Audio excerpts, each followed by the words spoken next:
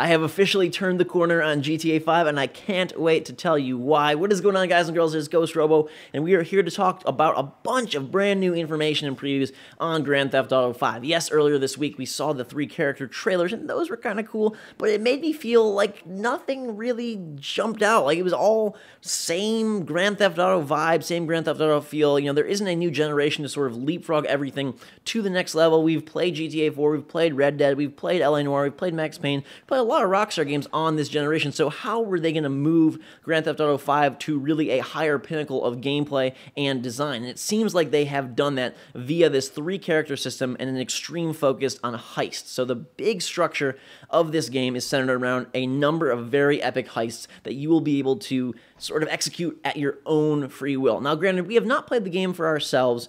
We have not seen every last bit. A lot of this is talk, although definitely people have been shown gameplay, so a lot of this is also based in total reality of what is already playable. The game doesn't release for a couple months yet, so hopefully it comes together nicely, but what they're talking about so far is 3 characters, Michael, Trevor, Franklin. You can switch between them at any time, and the main big missions of the story are these huge epic heists where you can plan them if you want to be stealthy, if you want to be totally balls to the wall crazy and have the place go up in flames. You know, you got to go and find your disguises, pick your masks, pick your cohorts, who's going to go with you. Each of the 3 main characters levels up independently so that you can kind of have 3 distinct styles of gameplay, which is just further supplemented by their superpowers, which is kind of a rarity. It's not superpower like freaking, you know, Superman or Batman, but it's like more gamey. So Michael can slow down time while he's shooting, a la Max Payne 3.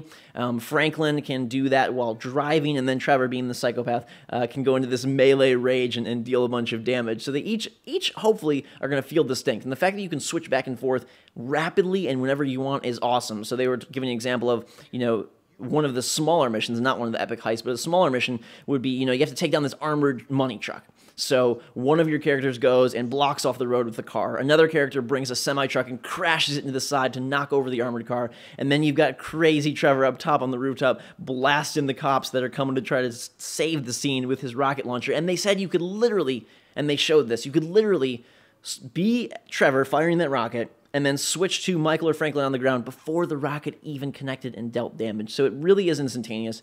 This isn't like a disjointed experience where I'm going to be one character for some missions, then another character. Because, like, my biggest complaint with most open-world games is they feel very disjointed. They don't feel tied into the story. You can spend hours just wandering and then get back to these cutscenes, and it feels all sorts of messed up. And it seems like they're really trying to make an effort to make everything you do partake and contribute to this overall story, which is these 3 dudes, these 3 partners in crimes committing these epic heists. And you can collect an ensemble of other sort of secondary characters that you will level up as well, as long as they don't die in the missions. And then you have basically a team of just criminals going out to do these epic robberies. And, you know, of course, when they talk about this, they talk a big game, right? You know, is a choice that, oh, I can enter from the roof or from the front door, or is it going to be more detailed? Are you gonna have more freedom? Like, okay, I really want to attack this building via stealth, so I'm gonna have everybody go at night, and we're going to park a getaway car over here and attack the building that way, versus, hey, I've got some heavy equipment, we're going to blast open the door, rush in, just go to the safe and grab it. Like, I wonder how much variety there really is,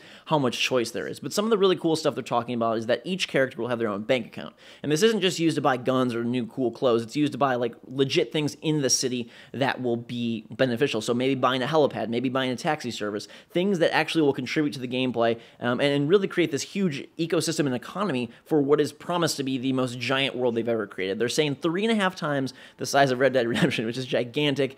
Supposedly the demo opened up with them jumping out of a helicopter, and there's just mountains and rivers and water and city, and it's huge and crazy. You can now go underwater searching like sunken ships, and I mean, they've basically gone, you know, sky ground underwater and given you every bit of freedom to explore, and hopefully they pack it with as much density as a lot of their other games seem to have. You know, my favorite one this generation is Red Dead Redemption.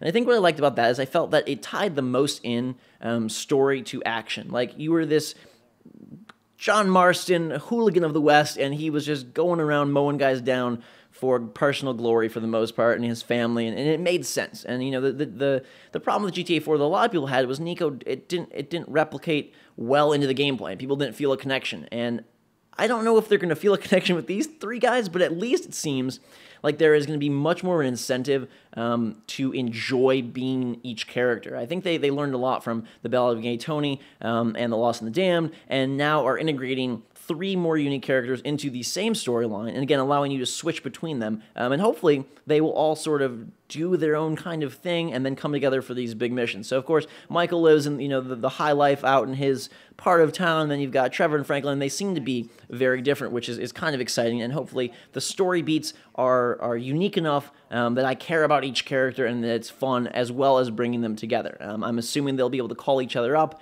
and do all that sort of good, glorious stuff that you kind of was fully fleshed out in GTA 4, but not entirely fleshed out, and it'll be interesting to see how they handle the side stuff. Anytime you create a massive game like this, where you're talking choice and 3 characters and epic heists and all this stuff and new mechanical differences, like, as an example, the police now operate by line of sight, so it's possible to hide within their warning zone and still escape, as opposed to having to just zoom your car out of their reach. You can now go and hunker down, and if you find an invisible spot or a place where you can avoid their gaze, you will be okay. So they're really bringing a lot of different things together and pushing these systems, I'm sure, to their extreme max. They're saying that it looks better than Grand Theft Auto 4, not like crazy better. You're not going to be like, oh my god, graphics, because this is still a 360 and PlayStation 3 game, but that it does look better and that they've expanded the world tremendously. They're putting everything that people love in Grand Theft Auto back in, it seems like. It seems like they're going for much more of a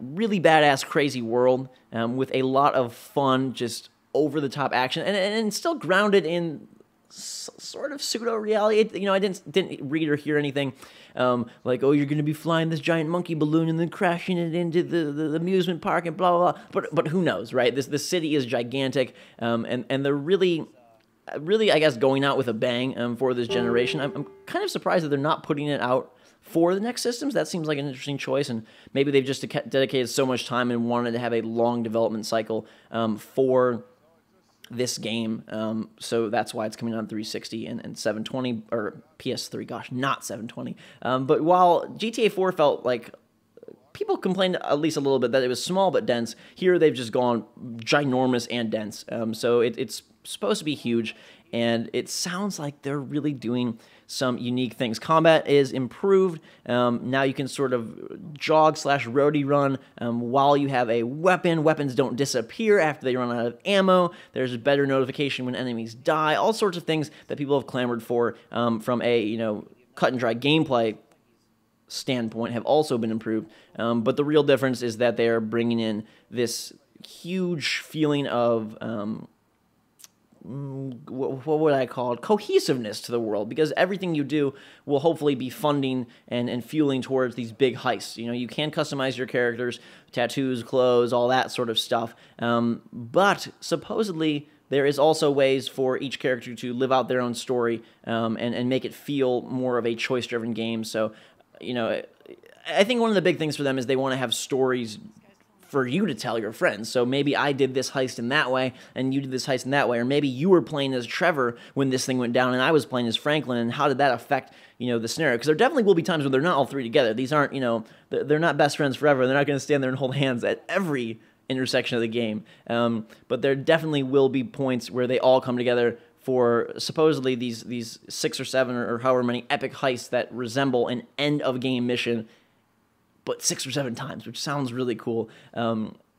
I don't know. It's a lot of big talk for a game that could go either way. It could go, oh, they added some new features and it feels a lot like GTA 4, or it could be like, wow, this is really the evolution of open world gameplay. The 3-character system was brilliant, and I love what they've done, and we just have to wait and see which one it ends up being come September. I do have to say, though, I'm much more excited now. I was kind of a non-believer with the early trailers and stuff. One, because I knew that the game would not end up looking that good, so the graphical wow didn't really bowl me over. But also just the fear that it was going to be another GTA in just a different city, and did we want to be able to do that whole thing again? But now you've got persistent characters, you've got multiple stat trees and skill trees, you've got sort of these slowdown time superpower things, you've got coordinated attacks on specific landmarks to make millions of dollars, you've got buying helipads and sort of taking over the city, it sounds like, in your own little way, as well as a story that they hope, I think, to improve on from what GTA 4 ended up being. So I don't know. I'm very excited. I want to know what you are most excited about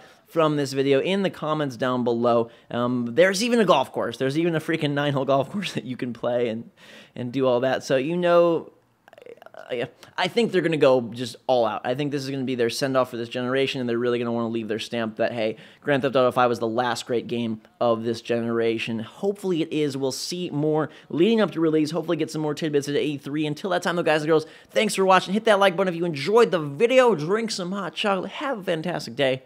Until next time, guys and girls, we will see you all later.